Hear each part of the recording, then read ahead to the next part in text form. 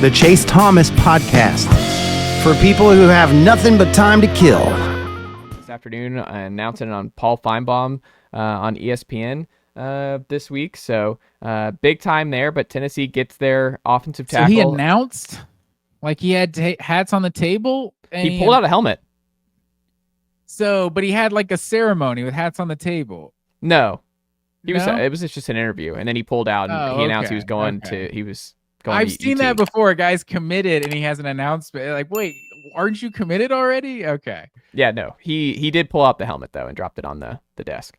Nice. But big time, because I mean it was anxiety riddled. It was an anxiety riddled week for Vol fans over the last couple of weeks with everything going on there and the Ohio State visit last week and would he appear at the Michigan game and what does that mean? And they were able to weather the storm, and Tennessee deserves a lot of credit for being able to weather the storm here. This is a big time get. So now you have 2 5-stars back to back to anchor this offensive line for the next couple of years, because Lance Hurd was a 5-star offensive tackle for LSU, didn't play his freshman year in transfers, and now he's your left tackle this year. Now, in theory, you have a big one here and a day one starter potentially in David Sanders, number 1 overall offensive tackle, which is it's a big deal for Tennessee to close the deal there, because I don't know what they would have done this offseason. I mean, you have Bennett Warren, who'll be a sophomore. He's a 4-star from Texas. Jesse Perry factoring in, but I don't know. I don't know where they would have gone at tackle, or if they would have gone to the portal again. But this is big time. This is someone you hope can be a day one starter for 3 years in the Darnell Wright mold that we saw at Tennessee here a couple of years ago.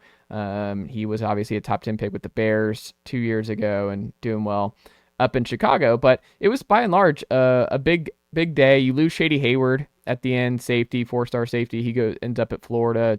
Georgia and Florida were battling for him at the end, the Toombs County native. But you flip Timothy Merritt from Miami, 3-star, 4-star safety, depending on who you're looking at. He is an Alabama kid, and he flips from Miami to Tennessee to fill the Hayward spot. But you also flip Jadon Perlotte. One thing I'll late. say, I always hate when guys have cool names and they go by a different nickname. Nothing against Shady, but Lagonzo. I'm a big fan of Lagonzo, so I'm disappointed. Everyone's gonna call him Shady. Shady Hayward's a pretty cool name. That's a good football player name. Like he's going to be a good player. But you look at it, and I mean, I think Tennessee did well in a lot of key spots. I think where they did the best when you look at this class right now, obviously Sanders. You get it. It's just this game is in the trenches. You had to close on David Sanders to lock that up. But I think they did really well at linebacker. 4 players for William Inge, new linebackers coach who came in from Washington as the DC last year. You flip Jadon Perlotte, 4-star from USC. He's a Buford kid. So you get Perlotte, Christian Gass, who Georgia was after, 4-star out of Eastside. They're able to close there. Jaden Harmon, an Alabama flip from a couple months ago. He gets in from Rome. And who's the other one? Oh, Brendan Ains from the Page here in Murfreesboro. Or Franklin, Tennessee, Middle Tennessee, but they're playing in the state title game this week here in Tennessee. But I thought they stacked that linebacker room, and there's a lot of blue chippers now suddenly in the Tennessee linebacker room, which is big, I think, for them. And then Isaiah Campbell, who was a longtime Clemson commit, he's been undecided for a little bit after decommitting. He's a top 50 player overall, and he's a strong side defensive end. He's big time because Tennessee stacked Leos, like Marion Dye is the big one in this class, but they stacked 5-star Jordan Ross last year. Obviously, James Pierce looks like a top 15 pick. Like they got dudes on dudes rushing the passer, but they haven't had a strong side defensive end with this much upside in the Heupel era. Like they have good players over there with Dominic Bailey and Tyree West and company, but no one's been this highly rated coming in. So Isaiah Campbell, they fend off the home state, North Carolina, at the end here. But I'm really excited about the defensive line and the linebackers they're bringing in here.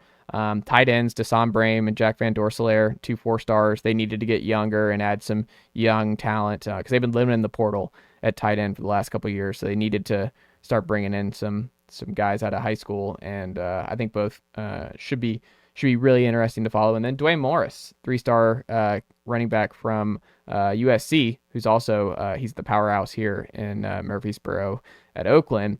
I think he's going to be a really good running back in this system. I think he could play right away going into next year. But by and large, 10th ranked class, could have been 8th if you don't lose Hayward and U2 to flips. But by and large, I mean, you saw the craziness, Matt. You were fighting for your life just to hang on to your guys. This was a crazy, crazy season here with the first iteration of grouping it all together, and with revenue sharing coming next year and national letter of intent being gone. So this was a brand new kind of week and feel here, and it was pretty crazy. But I think keeping a top 10 class is big time for Tennessee.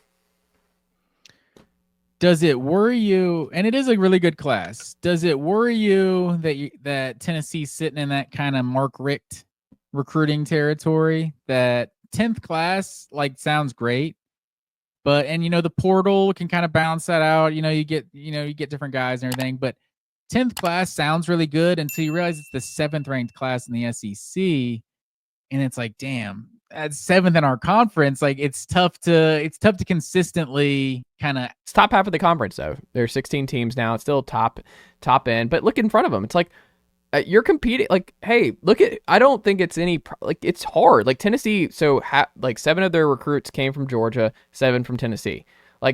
When you don't have the kind of in-state talent that Texas, Florida, Alabama, Georgia, California, a lot of those states, you have to kind of you have to pick your spot. So Tennessee is having their big trio is Tennessee, the home state, Georgia, probably number 1 for them, and winning key battles there. And they've also won with Travis Smith Jr. Tennessee has gotten the number 1 receiver recruit in the state of Georgia in back-to-back years now, with Mike Matthews last year and Travis Smith Jr. this year, and then North Carolina, and then obviously some Alabama kids too, but that's always really hard to pull those kids out of either Alabama or Auburn. So it's just difficult. It's a little bit more arduous for Tennessee to get in that top 5, top 3 class range because just the nature of geography and what kind of in-state talent you have. So I think Tennessee, if you're in that 7 to 10 range, 10 to 12 range, I mean, Michigan just won a title being in this range for years. I think what you have to do is you still have, it will come down to the Nikos and the George McIntyres and the Faison Brandons. It's if you are at that 10 range primarily and you're more talented than most teams you play week in, week out, but then you might have a little bit of a disadvantage against the Georgias, the Texases, the Alabamas of the world. It comes down to quarterback play. So if you have a Heisman type quarterback, or you have a quarterback who's playing like Hendon Hooker did 2 years ago, that kind of evens it out. So to me, that's where it will come down to. Is what does Nico look like next year? Is Nico a Heisman finalist? Then that 10th class is more than fine. So I think that's really what it comes down to for Tennessee, is if they get elite quarterback play while also putting together these kind of classes, then I think they'll be fine. That's definitely, I think there's a belief that with Heupel's system and getting a 5-star quarterback, that can be, you have the prerequisite talent now to the quarterback can take you the rest. Nicely done, nephew. The Chase Thomas Podcast. Hell yeah.